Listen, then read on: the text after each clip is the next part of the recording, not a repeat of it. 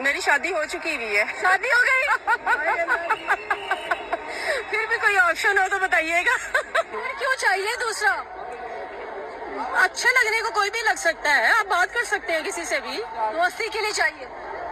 हाँ कह सकते हैं, सॉर्ट ऑफ। तो आपके मियाँ नहीं आपको कुछ कहेंगे? नहीं, कुछ नहीं कहेंगे, वो he is okay with it?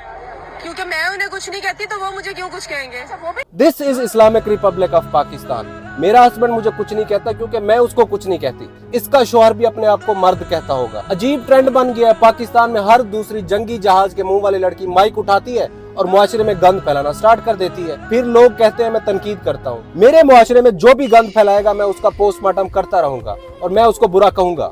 एक मर्द और औरत जब बंद कमरे में जो भी करते हैं वो फिर सिर्फ उन तक महदूद होता है, और जब ये वैगनस सरेआम कैमरे के सामने गंद फैलाती है तो ये हमारी नस्ल और मुआशरे को तबाह कर रही होती है। अगर आज ऐसे गंद के खिलाफ जिहाद का ऐलान कर दिया जाए तो कौन कौन साथ होगा? ऐसे लोग आपके मासूम बच्चे और बच्चियों को तबाह कर रहे हैं। अपनी राय का कमेंट सेक्शन में इजहार जरूर कीजिएगा। That's it.